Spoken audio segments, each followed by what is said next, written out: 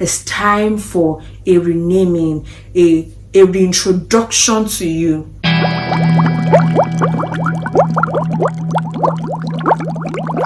Hi everyone, you're welcome to another episode of the Carefully Created Podcast of Busola. If you're new here, you're most definitely welcome. Do not forget to like, share, subscribe, all the YouTube things. And thank you, really thank you for all the support, for those who have been a part of the podcast, my day one people. I think I forgot to say this at the beginning of the year, rather, even at the end of last year. So Spotify for podcasters and YouTube sent me the year wrapped, and I mean, you guys, thank you for your support. Thank you for always tuning in. I mean, a couple of people literally had the podcast as their best podcast, most listened to podcast for the year, and I'm like, God is really doing something with this, and I'm excited about that, and I'm grateful that you guys are tuning in, you're listening, and I'm sure that the Lord is using this to bless you in one way or the other. So thank you, really means a lot to me. So for those who know me, right, and for a few who are meeting me and new, my name is Rachel. And a lot of people did not know that until like much later. In fact, until I tell you that my name is Rachel, a lot of people did not know that it was my name. Or it is my name. As a matter of fact, Rachel is not just my name. Rachel is actually my first name. So, but I never use Rachel. Everywhere you find me, my name is Busola. And I mean, it's such a thing that when I tell people my name is Rachel, they're like, your name is what?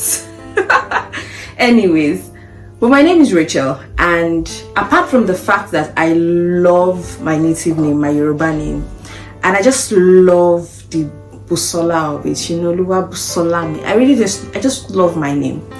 I had a little beef with the name Rachel, and I didn't understand why. So one of those days I just decided that let me, do a quick Google search. What does Rachel even mean? Why am I beefing this glorious name, this fine name? So because Rachel is such a cute name that people want to bear Rachel, because Jacob loved Rachel and served for her and all that good romantic stuff. But then I liked the love story around the person. But I number one, I think my beef was also with the character of the person, but that's another day. And then I just said, okay, what's the meaning? And they said the name means lamb, female lamb or female sheep or female something. And I'm like, I get that. I get why her father would name her Rachel. I don't get where my father would name me Rachel. And yes, I accept the name is my name. But it made me to start to think about what's in a name. What really is in a name? Why do we have beyond something for people to call you? They can literally call you. See, if you're I don't know where you're listening from, but for Yoruba people can literally call you Ace, which is very rude. But people could call you anything, right? But what is in a name? Why is it so important that we have names? Why is it so important the kind of name that you bear and what they mean? If you're from my part of the world, we don't just bear anything, right? Your name means something. So you will hear people's names and you can almost tell the story of how they were born from the names that they bear, right? And it's because the names that we bear is not just something for people to call us. It's actually, it goes to our story and our identity. And the Lord has been talking to me about naming things and giving things names. In Genesis, after creating the heavens and the earth and all of the beautiful things, animals and all of those things, and then we're looking for a wife for Adam. But God said He brought every animal to Adam to see what Adam will call them. It was important what he calls them, because what he called those animals gave them their identity. And so what you are called gives you your identity. there was this so my principal in secondary school told us one gist one time, and it was telling us that his secondary school friend, his own secondary school friend, see, I'm giving you gist, his own secondary school friend or senior, it was his senior, his own secondary school senior was Senior Eba. They called the guy Eba so much that nobody knew his real name, right? And so they went to their school for reunion, and then on getting there, the guy was now married with children and everything, and then he was there with his wife, and then nobody knew his name. All they knew was Eba. And you can imagine that 20 years after, all people can remember about you is Eba.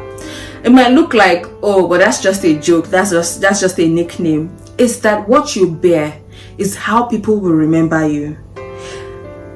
That's how they will relate with you. The Bible tells us about Jabez, and the Bible tells us how his mother named him Jabez because she bore him in pain. Somebody named her child Ichabod because she felt like the glory had departed from Israel. People give us all sorts of names. Some people call their children stupid. Some people call their children idiots. Some people they give you names, and sometimes we go with those names everywhere. And you start to see that you tell a child, you're such an olodo, you're so stupid, you're such an idiot, and you say those words till the child begins to truly believe that that's what they are. What is in a name? We can't just, so by now you already know that I'm not just talking about the name on your birth certificate. Is that what are you called? What do you call yourself? Some people look at themselves in the mirror and they say, I'm so ugly, I'm so ugly, I'm so ugly. When you say you're ugly, you're ugly, you're ugly, you literally carry yourself like ugly. You start to act like ugly. You start to relate to people like ugly, and people start to respond to that energy and relate with you like ugly. You say, oh, I'm so weak, I'm so this. You are naming, you are giving yourself an identity. But all hope is not lost, because with God, there's always, it's not just when they give birth to you that we do naming ceremony with God. There's always an opportunity for a renewal.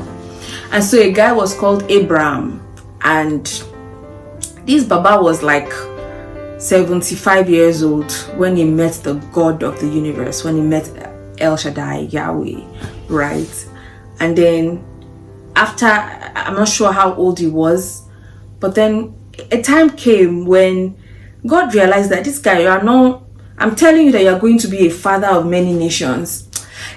You're not getting it, because God called him and said, and it was like, oh, Abraham was he was complaining, oh, you said I'm going to be a father of many nations, but it's the son, is the slave that was born in my house that's going to inherit all of my property. And God was like, this guy, you are not seeing what I was telling you. You are not seeing what I have been saying to you. You are not seeing yourself how I see you. You are not calling yourself how I call you.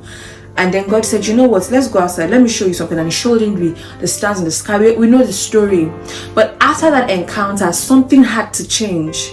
That you are not seeing it because you are not hearing it. They keep calling you Abraham, rather. They keep calling you Abraham. So you're not catching it. You're not catching it. So I'm going to give you another name, that from now on you are no longer Abraham but Abraham. And Abraham means the father of many nations. So you can imagine that the more they called him Abraham, it said something to his mind that God has struck a covenant with me, that I'm going to be a father of many nations, and it's going to happen. Right? He said, your wife, she's not going to be called Sarai anymore. She's going to be called Sarah. And then you can imagine that every time somebody said to that old woman, Sarah, it told her that it doesn't matter that I am old and my womb is dead, I will bear children. What does God call you? So sometimes life has called us something. Our parents call us something. Our friends call us whatever they like. People have given us nicknames. People have said all sorts of things about us. But what does God call you? I belong to a prophetic community called the Kingdom Community and the Revival School. And well, they're different communities. So let me say it again. I belong to a prophetic community called the Revival School, right? Because this is about what I learned in the Revival School. And in the Revival School, one of the major things that we push is identity. That you begin to see yourself how God sees you. One of the first things that you have to do, especially when we're doing spiritual intelligence and all of that, is what does God call this person? How does God see this person? Because until we begin to see ourselves the way God sees us, we'll call ourselves the things that God has not called us. So for you to really walk in the fullness of who you are supposed to be, you need to start seeing yourself how God sees you. You need to start calling yourself who God calls you. For some people, he literally just wants you to know that you are loved. And he says that, for some people, he just says, that's my beloved. One of the things that God had to drum into my spirit is that I'm his love child. And so this love work that we're doing is not a joke. I'm serious about loving you. For some people, he calls them into their kingship. And he says that you are queen, you are a king, right? And he doesn't just call you one thing. I literally have a list of the things that God calls me. So the more you go back to those things, the more you ask God, Father, how do you see me? Daddy, who do you call me? I need to start seeing, help me to see me the way you see me, because I am what you see. That was one of the songs that broke certain things in my life, because I'm like, no, sometimes I don't see myself the way you see me. So help me see me the way you see me, because I am really, really, really what you see. So when I look in the mirror and it's not tallying, I go back to what you call me. I go back to what you said about me, and I reiterate it. And I feel like for a lot of us in this generation, we're doing a lot of healing from adverse childhood experiences, traumas, all of those things. And as much as people may make jest of us that, oh, mental health, I think that it is necessary to heal from those things. I think that it is good to go to therapy, but I also think that it is very important to go back to the God who made you to fix you. Therapy is good, but for your soul to really be healed, this is what I believe, right? This is what I believe. The God who made you, who knows what is broken, knows what to fix, so that you become who he made you to be. And I think that it's just time. It's just that time as we go on in this year, that maybe you are not achieving as high as you want to achieve. Maybe you're not performing peak the way you want to perform. Maybe you just don't like how you see yourself. Maybe this your mouth is running. Maybe the things that you know you're not living up to the fullness of your potentials. Maybe it's because you have been bearing the wrong name.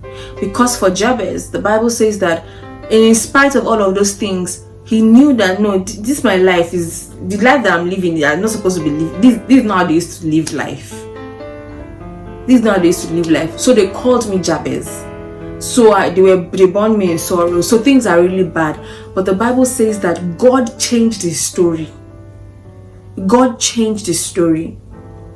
So God can change your story. God can recreate and then rename you.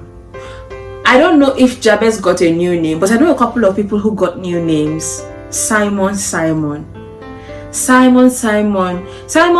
do you love me more than these things? Simon, the same Simon that I'm sure that when I read the story of Simon Peter in the Bible, I feel like sometimes Jesus would have been looking at the guy and be like, Simon,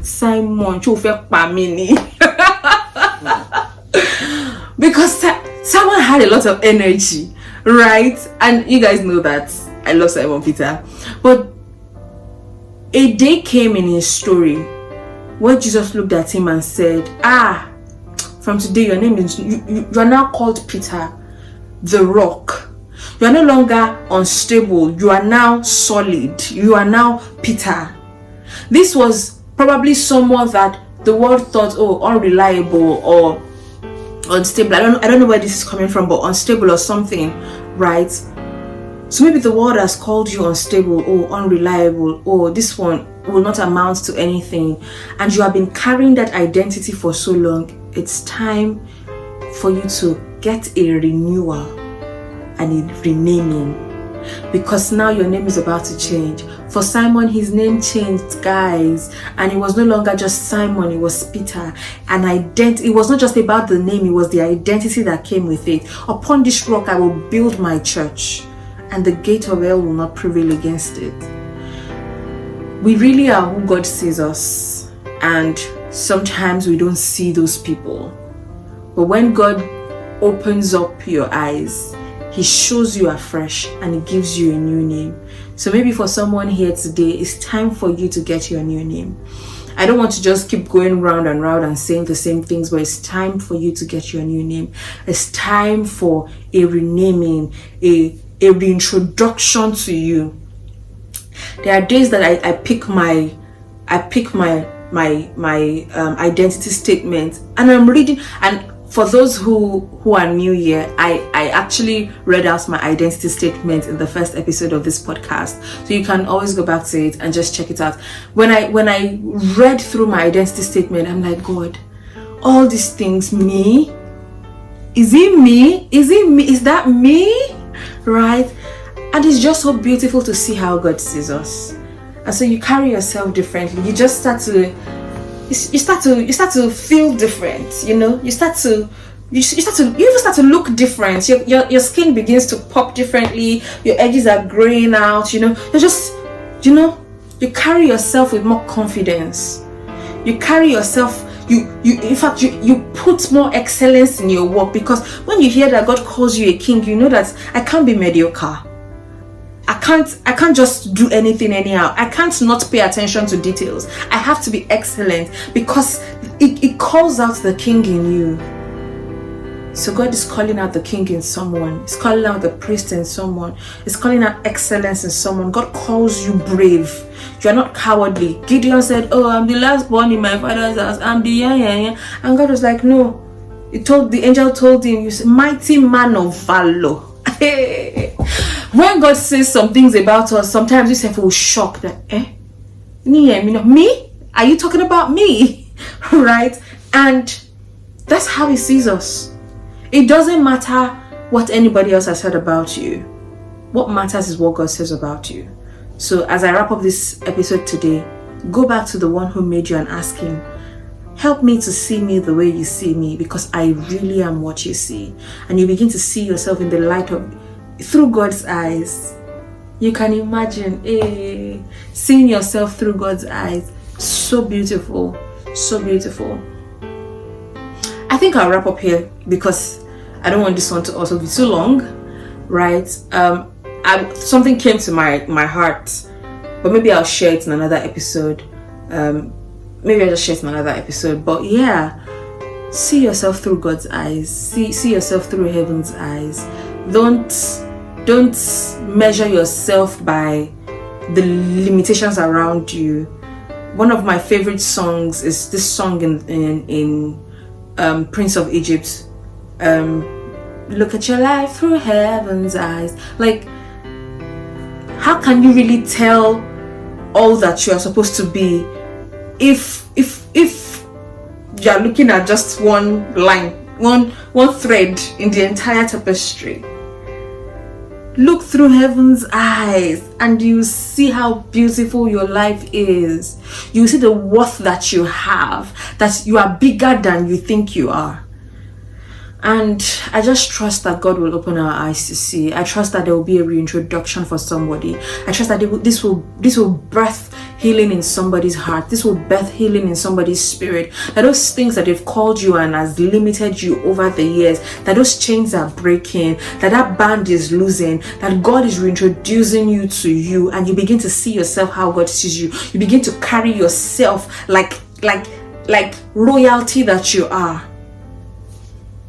And for those who have not met God and is like, how do I go from this point to this point? I only know one way. Jesus the way. Oh, yes. Jesus the way, the truth, and the life. I didn't even I'm so excited. Okay.